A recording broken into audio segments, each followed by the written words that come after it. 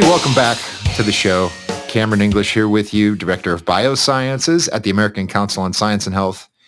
Joined again by the lovely, the thoughtful Dr. Josh Bloom, Director of Chemical and Pharmaceutical Sciences. How are you today, Josh? Well, I'm talking to a liar, first of all, because lovely and whatever false term you used along with it, my heart almost stopped when I heard this, because just don't hook yourself up to a lie detector and say stuff like that, okay? Because we both know it's wrong. You just embody the best of what New York has to offer. I do. You're sharp, you're witty, you're condescending in all the right ways. It's a blessing to work with you. If I could use a certain word, I would tell my favorite New York City joke, but I just can't do it. Okay. But it's pretty good. Well, instead of that joke, let's talk about these latest stories that folks have been reading on our website. So you're the author of the first one. I wrote the second one. Your story is called Tumors Have a Fungal Biome, Implications for Powerful New Cancer Screens, which is interesting stuff. I think it's always good when we uncover new information about cancer. And then we're going to close out the episode with a recap of my appearance on Dr. Phil, where I had the great pleasure of debating a couple of so-called fat acceptance advocates. Always interesting to be on Dr. Phil. Okay. But first up, tell us about tumors that have fungal biomes. What does that mean, Josh?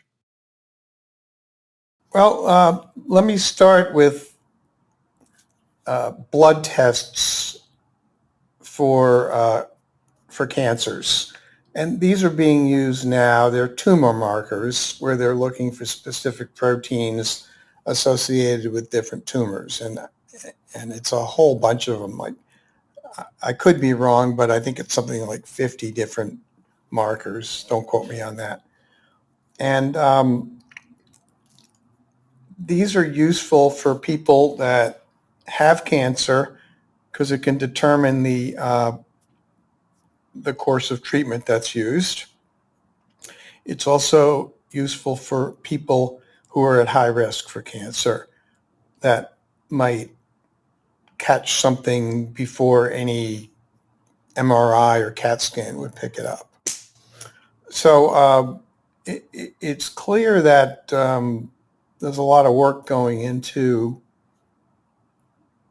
I won't even call it early cancer diagnosis. It's possibly more accurately called pre-cancer diagnosis or the possibility of cancer diagnosis. So this is great stuff. But then I ran across an article where, this may be, this is speculative. This is possibly Nobel Prize material. What some of the scientists at the Weizmann Institute in Israel came up with. And just to keep things simple, they found that different cancers have a fungal biome within them, which I had never even heard of before. So what are fungi doing inside tumors? Why are they there? Makes an intriguing question, and also makes for the possibility of different types of treatment. But right away, what's of most interest is that more than half of the tumors that these scientists studied had a fungus associated with them. And more importantly, different tumors had different fungus profiles. So, this was like a jaw-dropping moment because nobody has, I don't know if anybody's ever thought of this before. I certainly haven't read about it. Now, there is a precedent um, that the same group published a paper on the bacterial biome within tumors a couple of years ago. But I think this one's more interesting because, first of all, it points out that there is a fungus in, at least half the tumors, maybe more. What's it doing there? What's its purpose? And what's the immediate benefit, assuming this holds up, and it should, because this is a peer-reviewed article in Nature by a very sharp group. So I don't think anybody's gonna find mistakes here. The question is,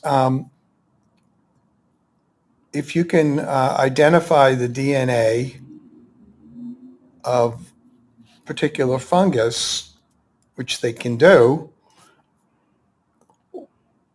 is this useful as an earlier or a more accurate screen to take a look at what's going on within your body? Because it's certainly novel, and it's not intuitively obvious that there would be fungus living inside tumors, but there is. And so it obviously suggests either drug discovery or maybe even gene editing as a possibility, but that's way down the road. Right now is most important would be, can you really pick up cancers and tell which ones they are before they even amount to any significant tumor? And that's what I thought was the most interesting thing, because this is just it's kind of unheard of. And I liken it to the discovery of H. pylori causing ulcers and stomach cancer, something that was laughed at when it was first proposed, and all that did was win the Nobel Prize for the guys that discovered it. So I can't say that this is Nobel Prize material, but it's novel and it's really fascinating. It sounds like, again, assuming it holds up as you said, it sounds like the kind of idea that is, not to use a cliche, but that's groundbreaking. It might fundamentally change how we think of cancer. So here's one example. You write that the presence of specific fungal DNA in the blood samples of each patient was correlated with one of the 35 cancer types studied, creating an atlas that mapped the fungus with the tumor type.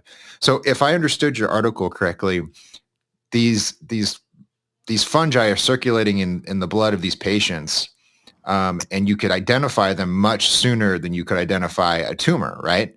So potentially you could hit this with drugs much sooner and possibly save people's lives. Is that the basic idea for diagnostics here? I think that's the most uh, logical and fundamental use for this.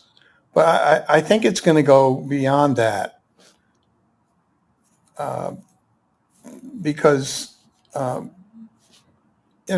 would have thought that there was a fungal biome within a tumor? It sounds like a science fiction book, but they publish a map where you see a pretty clear indication of different profiles for different fungi in different types of tumors. And I can't exactly read the map because I'm not smart enough, but you do see what looks to be a different profile, a very different profile, when you're comparing lung, breast, ovarian tumors, and so this is possibly groundbreaking, and maybe even probably, I'll go that far. So, final question: do they have any idea of what role these fungi might play in the development of these cancers? Because and you're following the lead author here, but you put forward the idea that it might be useful to treat these cancers with antifungal treatments. So, do we have any like mechanistically what's going on? What role are these fungi playing? No, nobody knows. And the use of antifungal agents to treat cancer, I think it's probably too simple because there's no indication what comes first, the fungus or the cancer. Is the fungus just a byproduct of the cancer, which is unimportant? So this may turn out to be nothing more than a screening tool.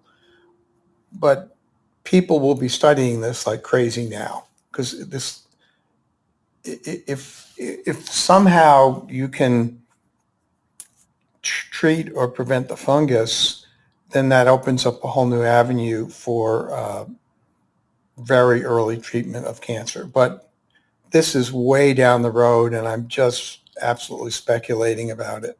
So I would say let's pay attention to the screen first, compare it to the tumor marker screen, and see where that is. And that's really the story as it stands now.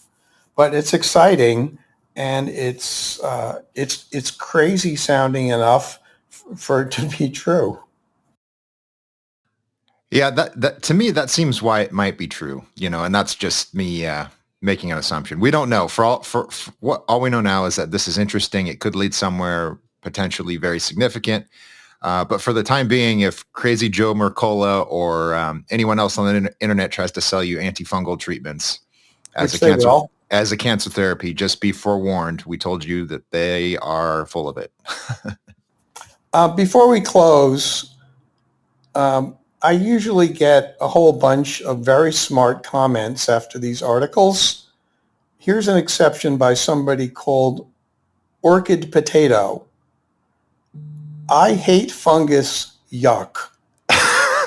Now, this is not useful. But I had to reply to it, and I said, same here. I won't eat mushrooms because they gross me out and they're related to athlete's foot. And that's not useful either. If you want to get down and wrestle in the mud, Josh Bloom will get down there with you. Just be forewarned. If you enter our comment section and your name is Orchid Potato or any other kind of hybrid of a tuber and an animal. You got that right, Daddy-O. Okay. All right. Well, with that very serious and thoughtful discussion out of the way, let's go on to my appearance on Dr. Phil. And I have to say, Josh, when I got the invitation to do this, I thought I was on that old MTV show Punk'd, right? It's not something that you start your day thinking about. Like, oh, it's Tuesday. I'm going to do some research. I'm going to get this article finished. And then I'm going to get an email from the producers of Dr. Phil. It's crazy. But let me run down some background, and I'll give you some preliminary thoughts I had on the show. And then Josh has seen the episode. He actually got to see it before I got to see it. So I'm curious to get Josh's thoughts on this. But back in August, Bill Maher, the comedian, talk show host on HBO, he did a segment on his show about the fat acceptance movement. And these are activists who basically want society to utterly rethink the way we treat obesity. They don't want it to be considered a serious health condition that can jeopardize your existence. Frankly, they want it to be thought of as this victim identity, right? Obese people are just obese because they are. It's not because of anything they've done or anything they haven't done. And so you need to accept them as they are. You need to stop trying to tell them to change their behavior. And they're doing some crazy things. I mean, they're starting to pressure doctors not to weigh their patients or talk to them about the dangers of weight. They are pressuring TV shows to have overweight cast members and to have plus size friendly wardrobes.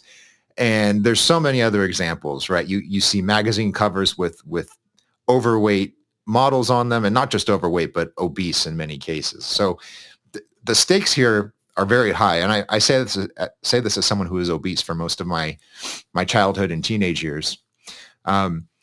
This is very, very serious, right? We wouldn't say we need smoker acceptance. We need smoker liberation activists to push society to think more positively about smoking. Same thing with drug use or any other irresponsible behavior, right? And I know this seems controversial today, but overeating and not exercising, those are irresponsible behaviors, and they're within your control to change. So I wrote an article defending Bill Maher, and I just said, even if you don't like his jokes, that's fine. Scientifically speaking, he's correct. Everything he said was backed up or could be backed up by evidence, and that was what my article was. So yeah, this time. Yes. Yeah. I mean, and again, we're not like Bill Maher apologists over at ACSH. We've attacked him for some of his comments about vaccines and some of the other kooky statements he's made over the years. But on this issue specifically, he was absolutely correct. And so his episode aired. He got a bunch of pushback on Twitter. And so me being the iconoclast that I hope to be, I defended him. That's a big word. Yeah, it is a big word. I like to throw a sexy word in there every once in a while so people know that I'm a sharp guy. I'm loving it. But anyways, so I wrote this article, and the producers of Dr. Phil saw this. I don't know where they found it or anyways, but they saw the article and they emailed us. And so our media director reaches out to me. He goes, they want you on Dr. Phil. And so we deliberated amongst ourselves to see if it was a good idea or not. And then I went and did it. And it was an incredible experience. I'll never forget it. And I was expecting to be the heel, to be the bad guy. And I was happy to play that role if I had to, but I didn't have to. They had this married couple on there. The woman is a plus size model, and she's a body positivity activist, and her husband was there for moral support. And it was me, a nutritionist, and a physician basically critiquing these arguments about why body positivity is a good thing. So I have some other thoughts, but Josh, I'll stop talking for a second. Give me your impression of the episode overall. Well, you were fantastic. I mean, I'd be a babbling idiot if I went on a talk show. I wouldn't remember like if I was wearing pants or not. So I don't know how you you keep so cool under these conditions, but I nominate you to do all of them. Excuse me, in the future, and me to do none of them. But I was disappointed in how they allotted the time, because you had more to add. You and the physician she was dead on.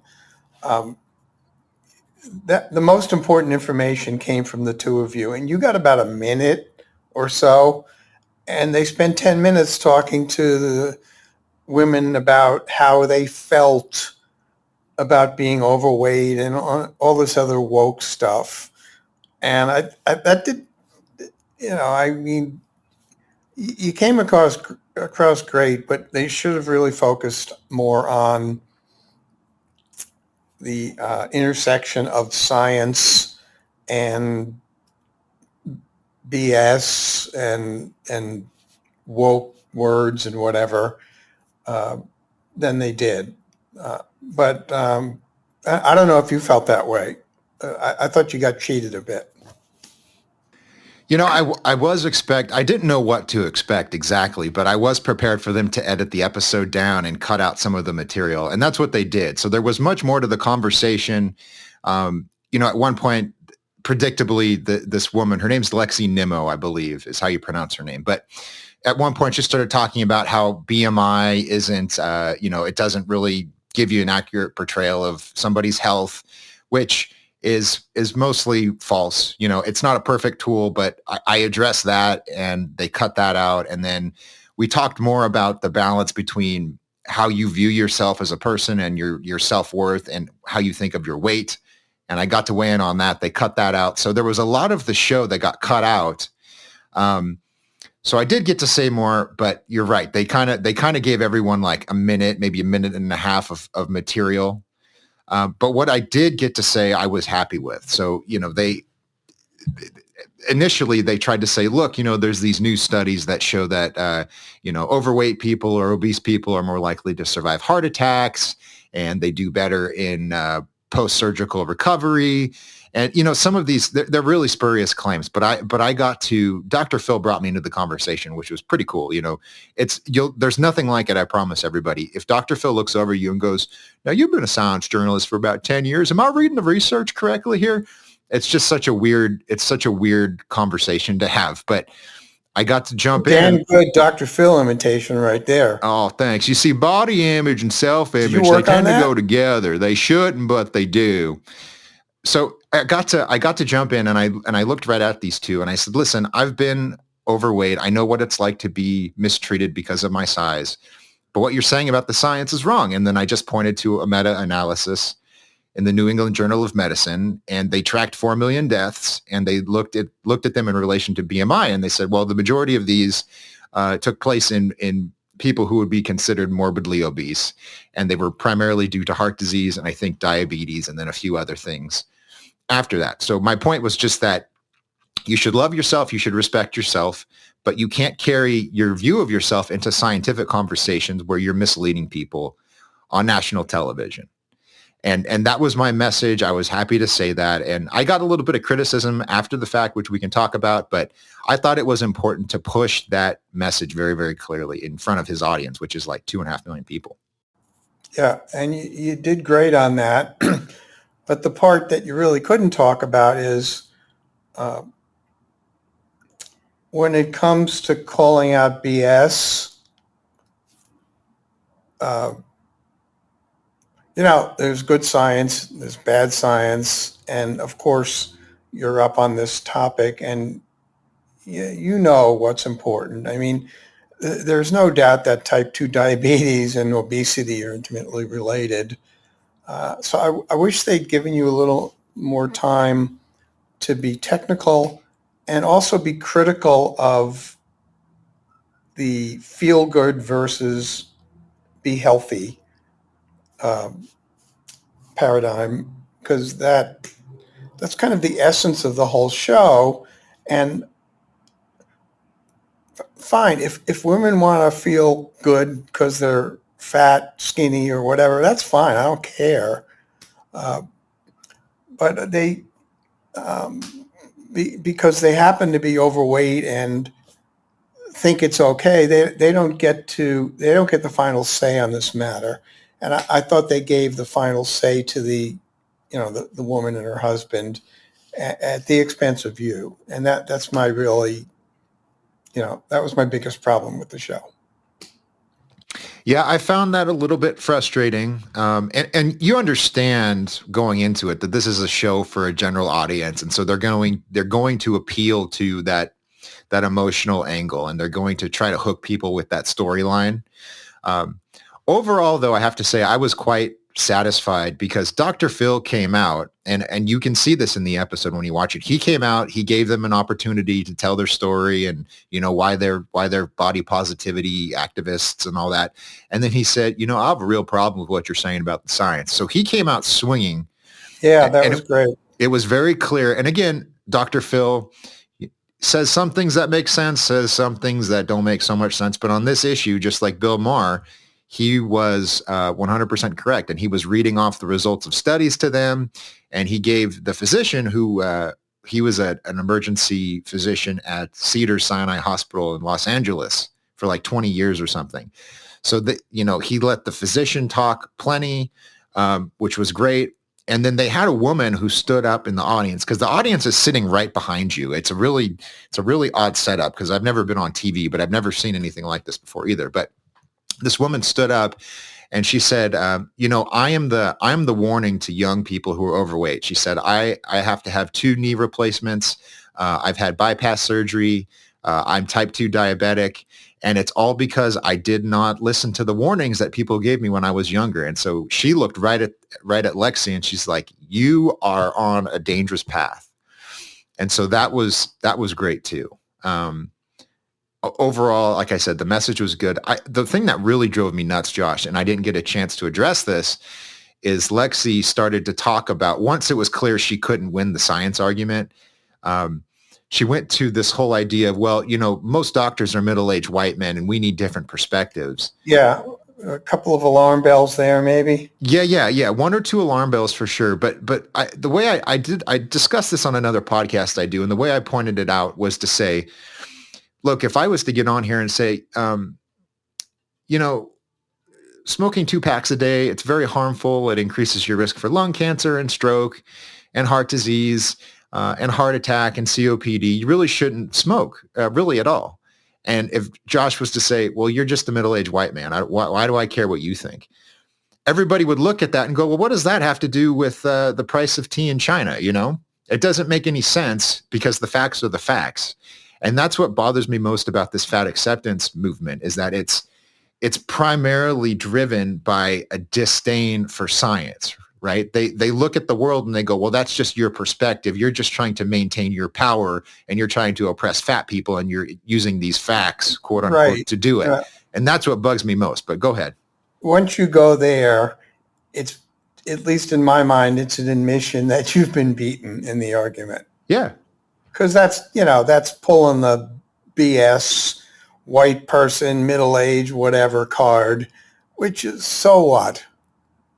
I wish I was middle-aged and white. I think I'm white, but I'm not middle-aged anymore, which is irrelevant. But, to go after that nonsense and, to fall back on that just struck me as that she was beaten in the debate and just, went to the fallback position. And I don't know if people will realize this, but I realized it right away, as did you.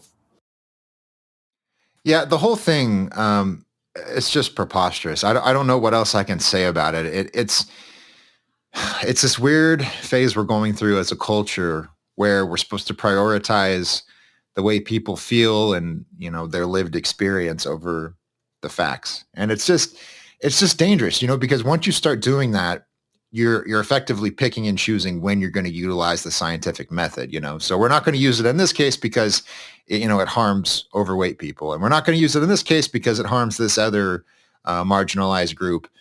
And then pretty soon you're not making policy based on the evidence that you have. And you're not making individual decisions based on the risks that you're going to encounter in life, right? You're basically living with a blindfold on. And that's so harmful. And I think that's why I went ultimately, because I was worried the whole time. And again, I prepared for this. I was worried that they were going to bring, 4 overweight women on, and then they were going to have me sit there and try to explain why I hate big people, Or beat you up, maybe. Yeah, I was ready for that, but that's not what happened. I just, I guess to a certain extent, I'm grateful that Dr. Phil took the approach that he did, because he could have very easily taken the fat acceptance angle and earned himself all kinds of awards and praise from popular culture.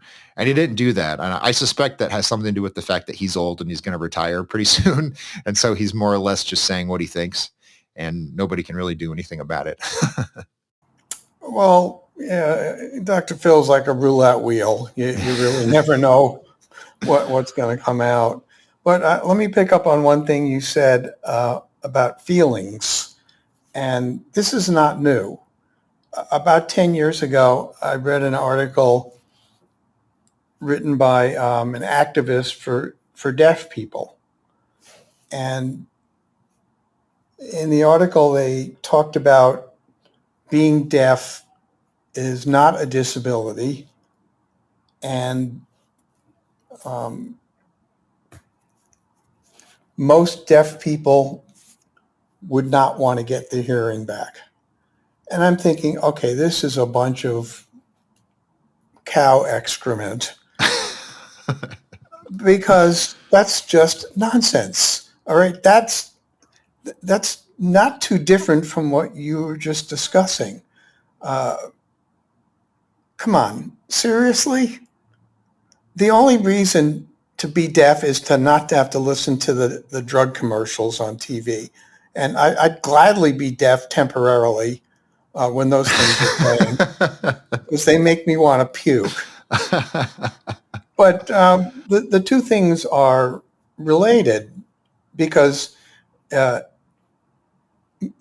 feeling good has definitely taken over from doing the right thing and using the best medical knowledge and logic that's available. I'm sure I won't get an argument from you on that. No. One other thing I wanted to address, there was another gentleman on the panel. His name is John Glod, and he's a YouTube celebrity, and he I don't know, 5 years ago or so, he weighed like 350 pounds or something. He lost 180 pounds, and he started documenting his weight loss progress on YouTube and these different videos and going over his workout routine, and his story just went viral. So he ended up on the Ellen DeGeneres show, and he became sort of like a commentator on obesity and weight loss and all this stuff. And his content's good. His YouTube channel is called Obese to Beast, if you want to look him up. But his criticism of the show, interestingly enough, was that it was too scientific, that, we had this, it was the four of us really, because he was technically on the same side I was. So there's these four people all criticizing this married couple. And he said, people don't need to be lectured about being fat. They know that they're fat. The audience doesn't really care about all of this technical scientific information. And so we need to focus on, treating people with kindness and helping people who want to lose weight. And I appreciate that message to a certain extent. If there's someone who is struggling to slim down, then that's the message they need to hear. But for these people going on TV and making TikTok videos and writing in magazines, and right, they are in front of a mass audience, they're saying obesity is not a health problem. That absolutely has to be criticized, So I think what he was there to do was to give his perspective as a YouTuber, which was great. But I was there for a different reason. I was there to say, you're not allowed to talk about this in a way that's so misleading and frankly dishonest. I hated that whole part about him. It was self-serving. It was a waste of time, and he's not. It wasn't. I want you people to be healthy. It's look what I did. Because let's face it, like 1 in a million people can do that. So he came across as kind of sleazy to me. And then they used a lot of time watching this guy in the gym, which I don't care about. So I had a negative impression of that because it had no useful purpose, at least in my opinion. Yeah, I understand that. I just think it was good to have different perspectives. I agree with you. I wish there was more time to interact with what he said and what other people said. But as we wrap up here, there's one note of encouragement. I went and I looked at some of the comments on the YouTube clips because the show's online. You can find it. You can find the few minutes where I'm talking.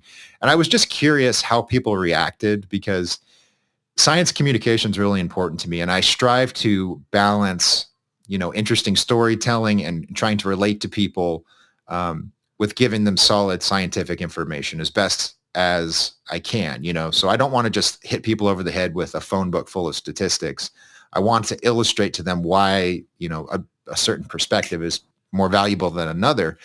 And some of the comments I saw were encouraging. One person on the YouTube video quoted what I said, which was, you should love yourself and accept yourself, but don't let that bleed over into these scientific issues because that's not okay to do that to people. And this woman said that he said it perfectly. And then another person said he showed compassion while he was delivering these facts. And that's all I was going for. I wasn't attempting to convince them. I don't think that was possible. I think they're too far gone. But there was a lot of people watching that probably saw what I said and hopefully went, I can appreciate what he's trying to do. Well, it was obvious that you weren't after anyone. You had your own story. You came across as compassionate and knowledgeable. I think he did a fantastic job. So I'm not at all surprised to see positive comments like that. Oh, shucks, Josh. You guys, all I want in this life is Josh Bloom's approval. And now that I have it, I think I'm going to call it a career. One thing I should mention before we move on, Josh, is that people in our comments section, they were saying, great job. That was awesome. You think we could get Dr. Bloom on there to talk about the opioid epidemic? And I just responded. I said, that would be some next level entertainment to get Josh Bloom on Dr. Phil. And then people were starting to say that would be a combination of Jerry Springer and the WWE. And I think that's absolutely true. You could get on there and you could both educate and entertain people, because they'd put you up there opposite Andrew Colodny or Few Berman or whatever her name is.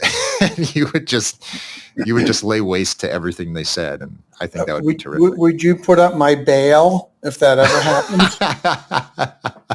I would. I'd start a GoFundMe and I'd throw a sizable donation in there to say, hey, let's get Josh out of prison because he did the world a great service by... Plus, they run out of bleeps. I think they only have a certain number per show. And, like every other word would get bleeped. And not that I'm not proud of that, of course, but I think the message might get diluted a little bit by the bleeps. I think you might overwhelm that 5-second delay and a few of the F-bombs would slip through. F yeah. All right, friends, we're going to leave it there. If you want to get these articles that we talk about on the podcast, you just go to our website. It's acsh.org. There's a subscribe button up at the top. Click on that, punch in your email address. 3 times a week, we will send you the stories that we publish. And the ones that you read the most, we talk about on this show. So if you want to understand what we're going to talk about and be a little more informed, read the stories and then come listen to the podcast. Follow us on Twitter. We're at ACSH.org, and Josh Bloom's very perfectly focus group name is just Josh Bloom ACSH, at Josh Bloom ACSH. Very clever. You can get all his commentary. It's very clever indeed. But in any case, thank you all so much for listening, and we will see you next week.